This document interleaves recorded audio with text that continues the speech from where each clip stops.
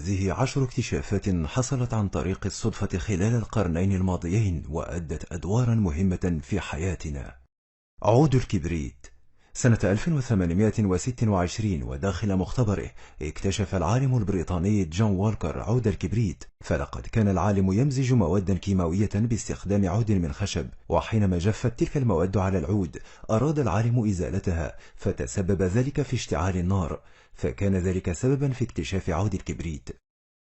مادة الأنيلين، وهي الصبغة البنفسجية اللون، مادة ذات قيمة تجارية كبيرة تستخدم في صناعة الأصبغة، وقد تم اكتشافها من قبل طالب الكيمياء ويليام بيركنز عام 1856 خلال محاولته إيجاد دواء لتحسين حال مرضى الملاريا. البنسلين.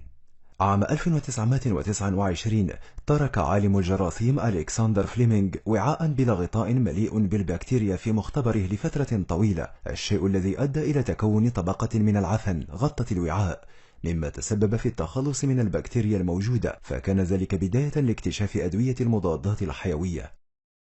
فرن الميكروويف. خلال فترة الأربعينات من القرن العشرين وخلال عمله على الأنابيب المغناطيسية الحربية، لاحظ المهندس بيري سبنسر أن قطعة الشوكولاتة التي وضعها في جيبه قد انصهرت بسبب ذبذبات الميكروويف، فاشتغل منذ إذن على صنع آلة للطبخ، فرأى أول فرن ميكروويف النور سنة 1967. البلاستيك. كان البلاستيك في بداية الأمر يعتمد في صنعه على مواد عضوية، غير أن ليو بايكلاند العالم الكيماوي اخترع مادة البلاستيك عام 1907 حين مزج مادة الفورمالديهايد بالفاينل، ثم عرض المواد لدرجة حرارة مرتفعة فلم تذب. رقائق البطاطس المقرمشة أو التشيبس.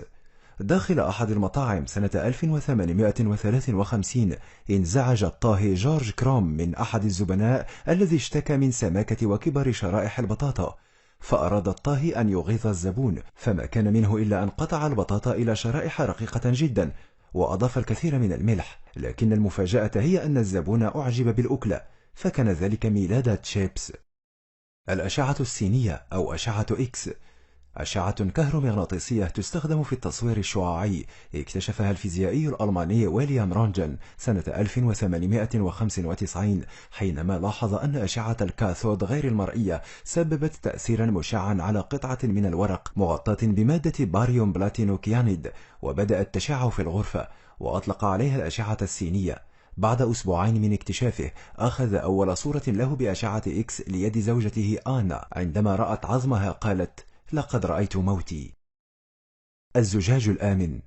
كانت خطورة زجاج السيارات في البدء تتمثل في أنه كان سريع الانكسار، غير أن العالم الفرنسي إدوارد بنديكت اكتشف داخل مختبره سنة 1909 حلا للمشكلة بالصدفة، فقد سقطت منه قارورة زجاجية فلم تنكسر، فلاحظ أنها مغلفة من الداخل بالبلاستيك.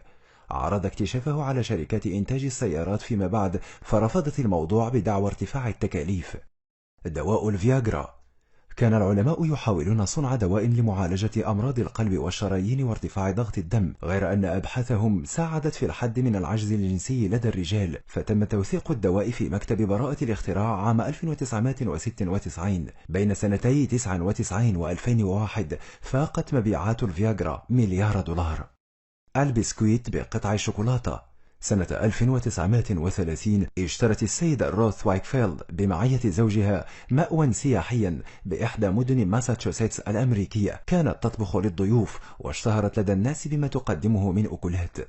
ذات مرة لم تجد روث لوح الشوكولات الخاص بالطبخ لإعداد البسكويت المنزلي، فأضافت قطعا صغيرة من لوح شوكولات آخر آملة أن تذوب بفعل حرارة الفرن، ورغم فشل خطتها إلا أن الضيوف أعجبوا بطعم قطع الشوكولاتة، فكان ذلك ميلاد البسكويت بقطع الشوكولاتة. إن أعجبك